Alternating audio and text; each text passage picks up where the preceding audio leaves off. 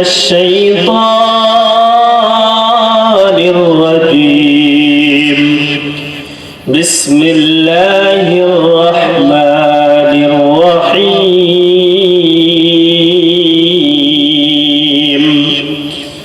يا أيها الذين آمنوا اتقوا الله وكونوا مع الصادقين.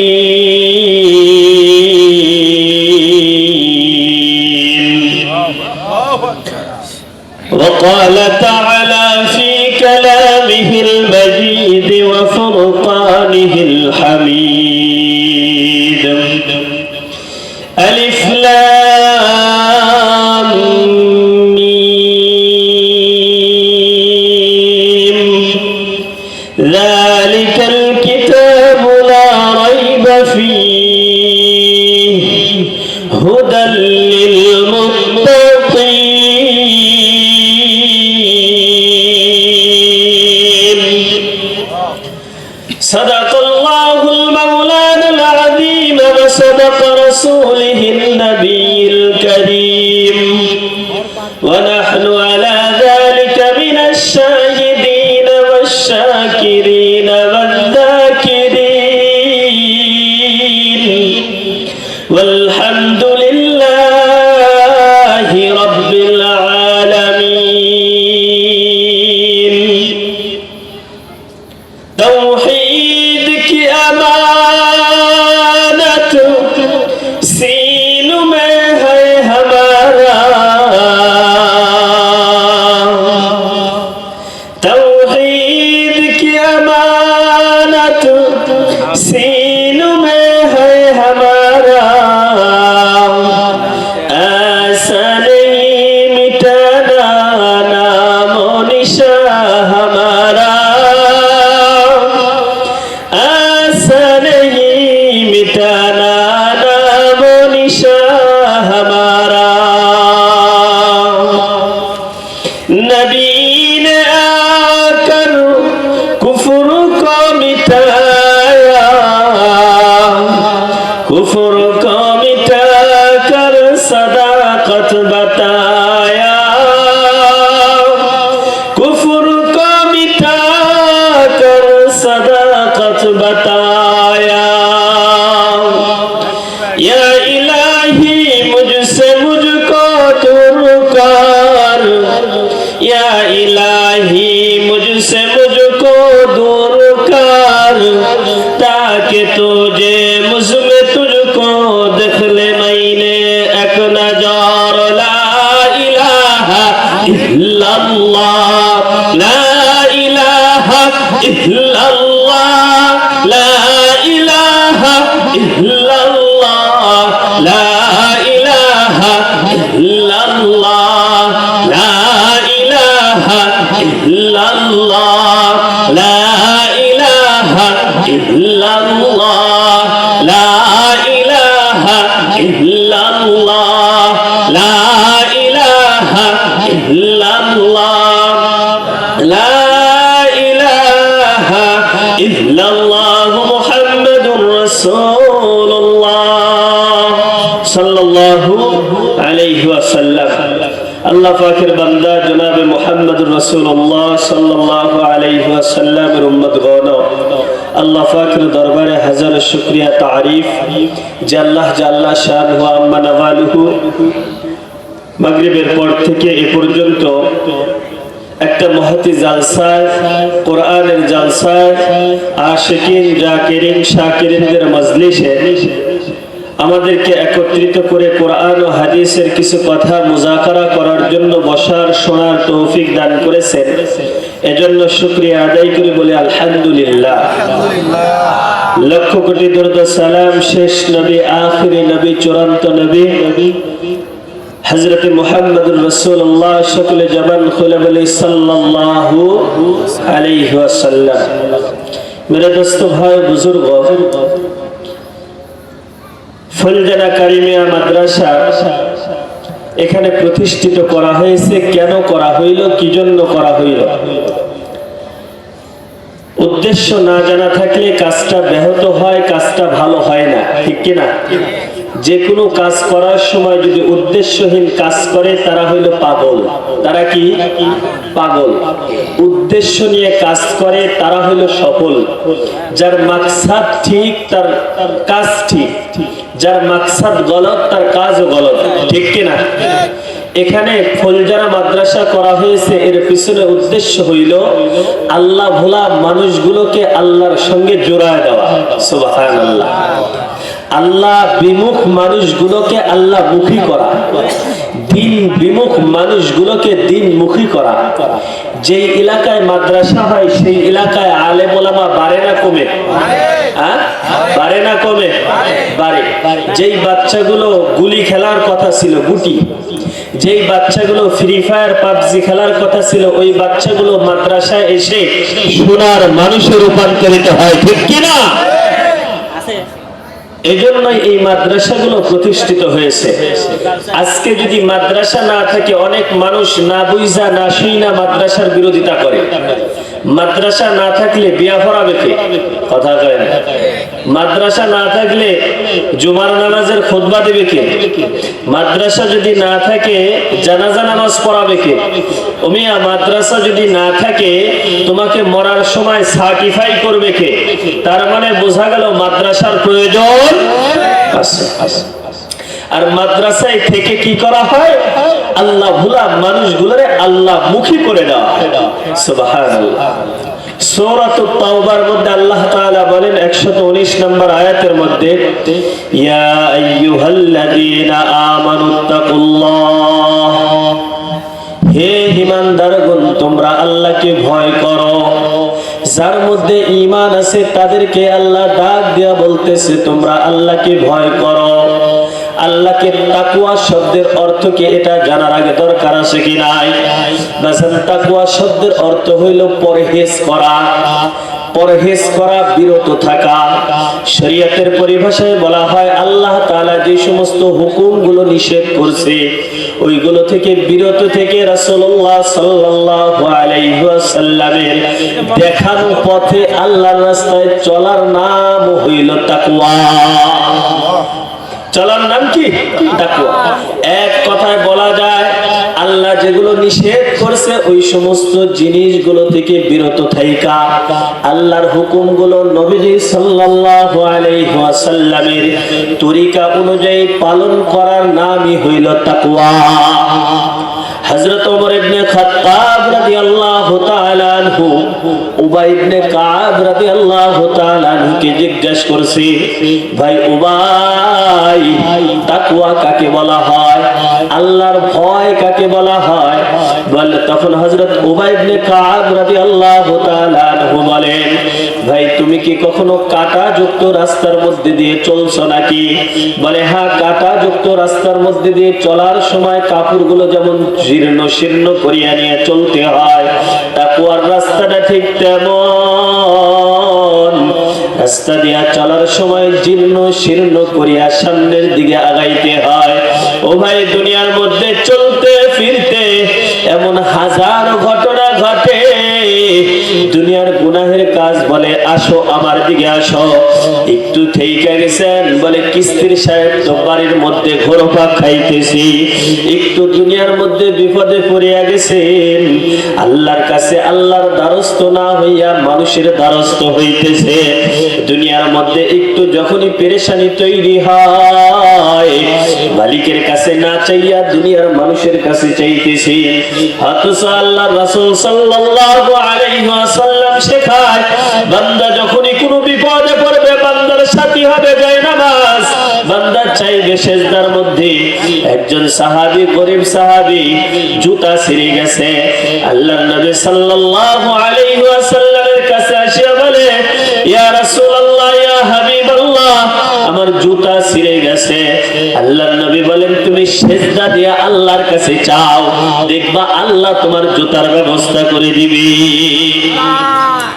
ব্যবস্থা করবে কে? আল্লাহ। তাকওয়া আল্লাহর ভয় ভিতরে আনা। তাকওয়া কাকে বলা হয়? তাকওয়া কাকে বলা হয়? আল্লাহর নবীর জালিলুল কদর সাহাবী, পৃথিবীতে যত মানুষ কিয়ামত নবীদের পরে উম্মতের মধ্যে 2 নাম্বার যারা সিরিয়াল হযরত ওমর। দুনিয়ার মধ্যে কিয়ামতের শুরু থেকে কিয়ামত পর্যন্ত যত মানুষ আসবে, আহলে সুন্নাহ ওয়াল জামাতের আকীদা হইল নবীদের পরে যেই মানুষটার স্থান তিনার নাম হইল হযরত আবু বকর। এরপরে 2 নম্বরে যেই মানুষটার স্থান তিনার নাম হইল হযরত ওমর। যেই মানুষটা হযরত ওমর রাদিয়াল্লাহু তাআলা আনহু নিজের শাসন আমলের মধ্যে চলতে ফিরতে ওনার একটা অভ্যাস ছিল, ছদ্মবেশে মানুষের কাছে যাইতো, মানুষের সুখের দুঃখের কথা শুনতো। কিন্তু আমাদের দেশে এমন নেতা নির্বাচন আসলে পাওয়া যায়, নির্বাচন ফুরায় গেলে আর পাওয়া যায় না। নির্বাচন আসার আগে ঘন ঘন ঘোরে, আর নির্বাচন ফুরায় গেলে কি হয়? আর পাওয়া যায় না। প্রায় সময় বলা হয় স্বাধীনতার পরে আবারও স্বাধীনতা জুলাইয়ে হলো, কিন্তু জানি না এই স্বাধীনতা থাকবে কি থাকবে না। কারণ যেরকম ভাবে নির্যাতন নিপীড়ন চলছে, নায়েব আমির সাহেব হুজুর বলছেন যে আমরা দেখছি আওয়ামী লীগের সময় যেভাবে জবরদখল করে বাজার ঘাট রাস্তাঘাট জবরদখল করে খাইতো, এখন একটা পার্টি দেখতেছি রাস্তাঘাট বাজার দখল করে খাচ্ছে। যদি আওয়ামী লীগ একই দোষের কারণে দেশ ছেড়তে হয়, তাহলে মনে রাখবা তোমাদেরও এই দেশে জায়গা নাই, এদেশ তোমাদেরও ছাড়তে হবে, এদেশে তোমাদের মেনে নেওয়া হবে না। এজন্য বলে দোস্ত ভাই বুজুর্গ, সময় এসেছে বিপ্লবের, সময় এসেছে সামনে আগানোর, পিছে তাকানোর সময় নেই।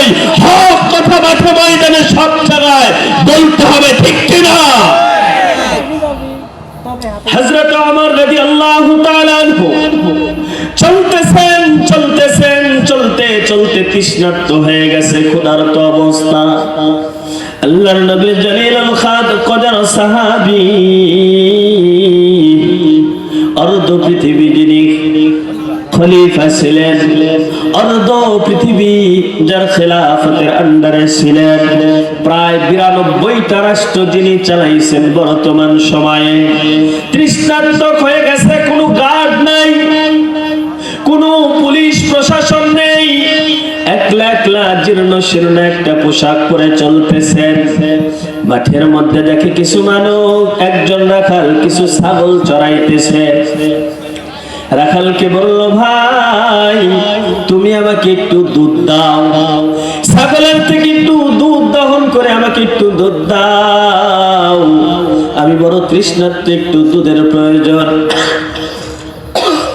আমার তৃষ্ণাটা মিটানোর প্রয়োজন। রাখাল বলল, ভাই দুধের মালিক আমি না,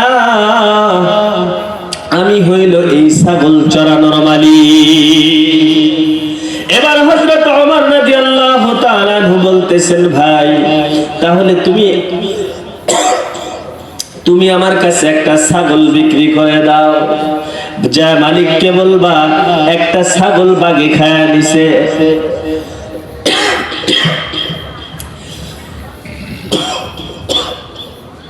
একটা ছাগল বাগে খায় নিছে। এবার রাখাল বলতেছে, আপনি কে আমি চিনি না, তবে যদি আমার মালিক নাও দেখে, দেখেন কি যেখানে দুনিয়ার সমস্ত অনভিজ্ঞ জন্তু যেখানে যাইতে পারে না, ঘরের মধ্যে স্যাটেলাইট যেখানে ফেল মারে, যেখানে পুলিশ প্রশাসন যেখানে ফেল মারে, সেই জায়গায় দেখেন কে?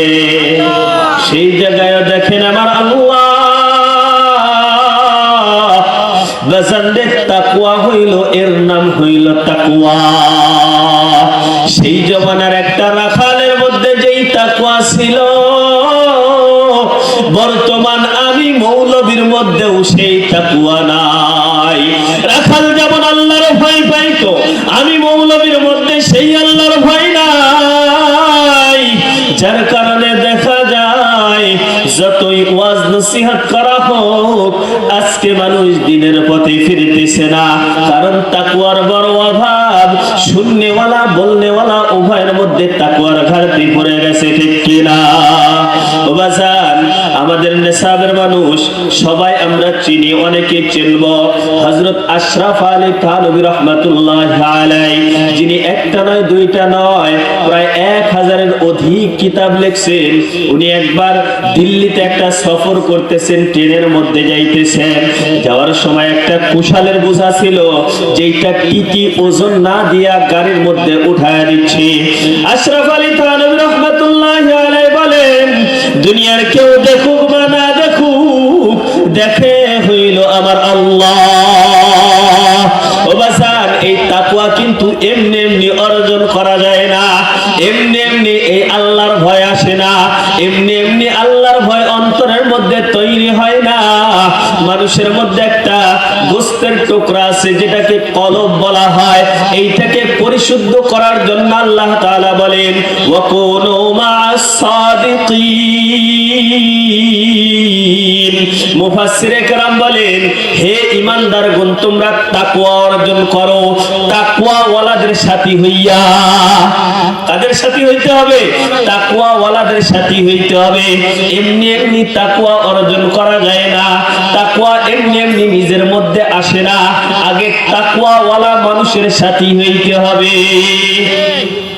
যদি তাকওয়াওয়ালা মানুষের সাথী হইতে পারেন, আসহাবে কাহাফের কুকুর যদি জান্নাতে যাইতে পারে, আমি আপনি বনি আদম উত্তম জাতি হইয়া আকুনু মা'আস সাদিকিন, সত্যবাদীদের সাথী হইয়া আল্লাহর ওলি হইয়া দুনিয়া থেকে যাইতে পারি কি পারি না? কিন্তু কথা হইল, মানি, মানার মতো মানি না, মানার মতো কি করি না, মানি না। এটাই হলো বড় সমস্যা। এই জন্য এখন অনেকে মনে করতে পারেন যে হুজুর আপনি চরমনায়ের লোক, চরমনায়ের কথা বলতেছেন না। আমি চরমনায়ের কথা বলতেছি না, আপনি যে কোনো একজন আল্লাহ ওয়ালার কাছে, আল্লাহ ওয়ালার কাছে যায় আল্লাহকে চিনা, নিজের ভিতরে তাকওয়া অর্জন কইরা তারপরে মাওলার কবরে যান, তাহলে দেখবেন কবরের মধ্যে শান্তি পাওয়া যাবে। কবরের মধ্যে কি পাওয়া যাবে? দুনিয়াতেও শান্তি, আখিরাতেও শান্তি। দুনিয়াতেও মুক্তি, আখিরাতেও মুক্তি। তাকওয়াওয়ালা মানুষরে আল্লাহ 4টা পুরস্কার দান করেন। কয়টা পুরস্কার দান করেন? 4টা পুরস্কার দান করেন।